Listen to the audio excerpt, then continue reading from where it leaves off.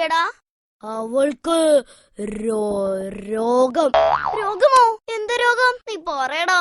ഞാനത് എങ്ങനെ പറയും? എന്നെ കൊണ്ട് അത് പറ്റില്ല. പ്ലീസ് പറ, എന്നോട് പറ. അവൾക്കൊരു ബ്ലോക്കുണ്ട്.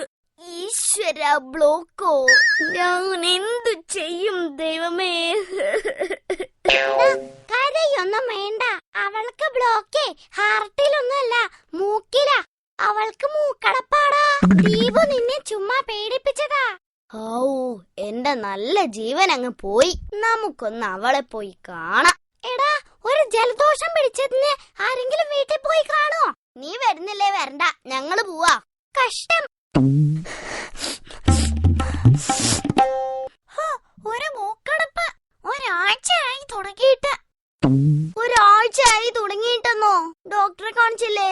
ആദ്യം അലോപ്പതി, ഒരു രക്ഷയില്ല. പിന്നെ ആയുർവേദം നോക്കി, നോ രക്ഷ. ഇതെന്താ ഇങ്ങനെ ഒരു മൂക്കടപ്പ്? എവിടെയും കാണാത്തത്.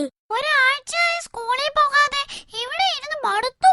നീയല്ലാതെ സ്കൂളിലിരുന്ന് എനിക്കും മടുത്തു. പിന്നെ പറ, ഈ മൂക്കെന്ന് തുറന്നു കിട്ടാൻ എന്താ വഴി? ഐഡിയ. എന്താ? ഒന്നുകൊണ്ടും മേടിക്കണ്ട.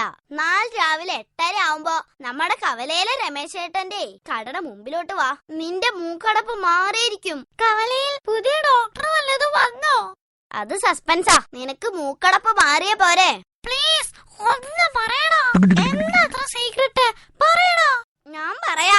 8:30 ആവുമ്പോ കവലയുടെ മുമ്പിൽ കൂടെ ശാന്ത ചേച്ചിയുടെ വണ്ടി പോവും. പോട്ടിന് നിന്റെ മൂക്കടപ്പ് മാറും. അതാരാ ശാന്ത ചേച്ചി? ഡോക്ടറാണോടാ?